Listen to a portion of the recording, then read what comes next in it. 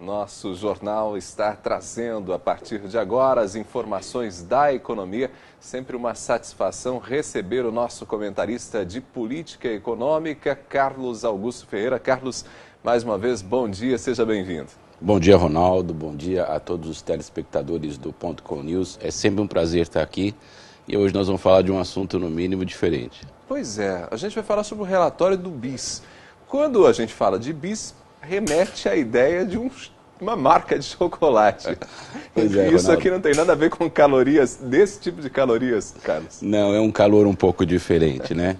O BIS é o Banco Internacional de Compensações, é o Banco Central dos Bancos Centrais. Olha que interessante. Ele está localizado na Suíça e basicamente ele define, na Basileia, é ele que define os índices de solvência, de controle e de controles internos para todos os bancos centrais do mundo. A única coisa que ele não faz é emitir moeda, mas ele é um banco central típico, com todas as funções claras.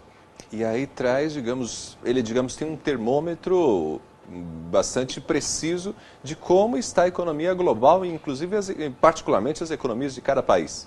Exatamente. Ele acabou de soltar um relatório, ele solta esse relatório anual. O objetivo desse relatório é dar um panorama, o que nós chamamos um guideline, né, uma linha de conduta de como as políticas econômicas dos países membros devem ser conduzidas. E esse relatório acabou de sair. Bom, tratando especificamente desse relatório, o que ele mostra em relação à economia brasileira, Carlos? Bom, ele começa do global para o local, né? Certo. Então, dentro de uma visão global, ele diz assim, que os países estão melhor do que os analistas tinham como expectativa, porém alerta que elementos ou sintomas parecidos com a crise de 2008 começam a surgir. E alerta para que o trio de riscos, ele estabelece lá, traduzindo um negócio chamado trio de riscos, que compõe-se basicamente de 3 elementos complexos no qual o Brasil está inserido. Primeiro, é o crescimento da dívida pública. De 2008 para cá, nesses países emergentes, chegou a ser 30% do produto interno bruto. Então, quer dizer, o endividamento... Tem aumentado o endividamento interno. Isso, e em moeda forte, né? O segundo, muito importante, é o que ele chama de retração com contração, ou seja, são economias onde você tem um boom de crédito associado ao de imóveis, a uma valorização exagerada sem sustentação.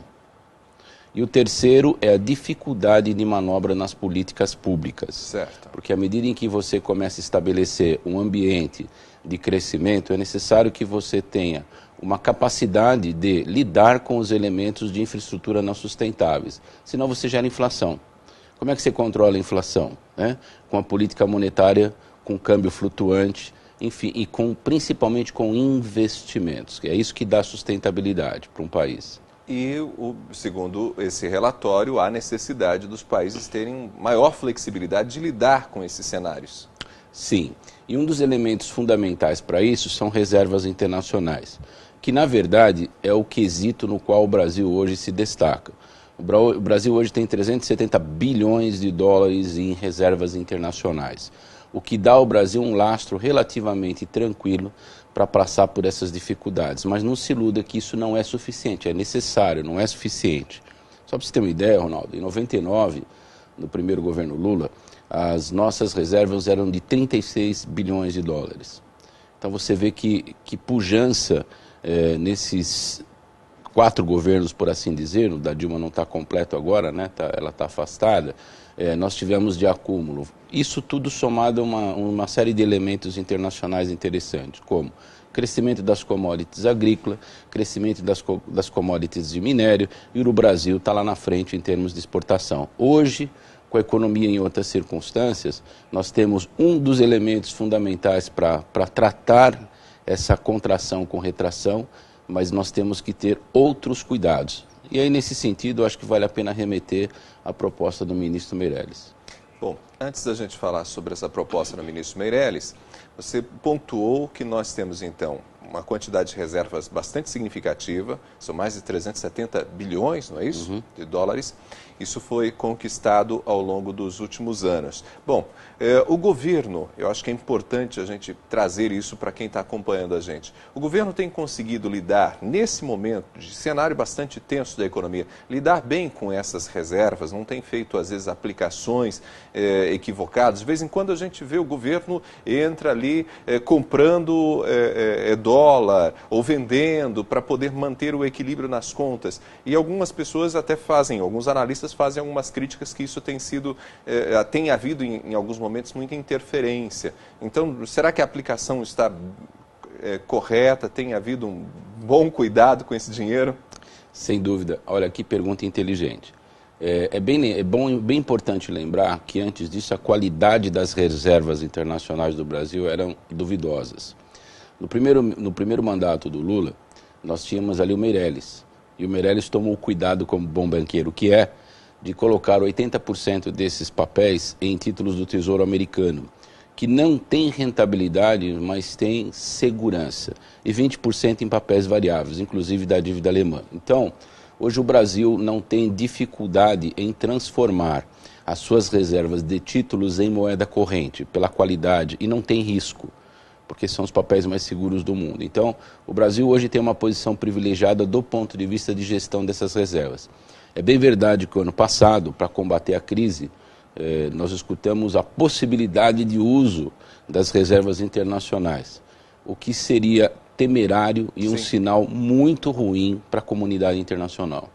É exatamente por isso, né, que eu fiz esse questionamento. Que o ano passado a gente viu esse dinheiro correndo o risco de ser aplicado em outros espaços, em outros lugares. E se tivesse acontecido e não fosse numa aplicação, por exemplo, de uma infraestrutura ou de um tratamento de uma catástrofe muito grave, seria muito complexo. E mesmo assim seria a última instância. Por quê, Ronaldo?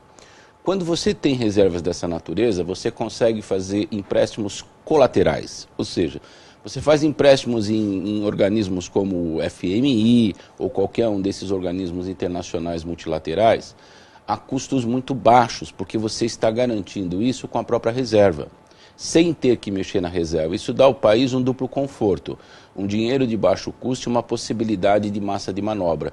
E é em relação a esse ponto, que é o último item que o BIS coloca, que é o item da dificuldade de massa de manobra, que é preciso ter um planejamento e uma política inteligente e responsável monetária. Eu acho que com a equipe que nós temos na Fazenda hoje, esse risco está pelo menos temporariamente afastado. Você citou justamente a importância do ministro Meirelles nesse cenário, diante de toda essa tensão econômica, não apenas interna, mas também no cenário internacional. Gostaria que a gente fechasse o nosso papo pontuando exatamente isso, a importância do Meirelles e das medidas que ele tem proposto. Na verdade, a gente não pode ainda ter o efeito prático, né? Nós ainda estamos na fase de tramitação, mas ele está completamente alinhado com aquilo que se preconiza nos 3 riscos. Um deles está bem eliminado, eu diria que a massa de manobra está bastante baseada na retaguarda que a gente tem econômica, que é de boa qualidade. Segundo, o controle dos gastos públicos estabelecendo o teto, isso é fundamental porque está vinculado à arrecadação. E terceiro, uma credibilidade para investimentos. Eu acho que esses 3 elementos fecham perfeitamente com as recomendações do BIS, que é um país forte, bem controlado, bem gerenciado, com políticas públicas que são desenvolvimentistas e que levam o país ao novo crescimento, que é isso que o Brasil precisa. Bom, isso aponta que o relatório do BIS e com as medidas que a gente tem tido internas, a gente pode continuar o crescimento e tem uma boa expectativa de futuro. Sem dúvida, mas orar sem cessar, acima de tudo, para ter certeza que a gente vai chegar lá.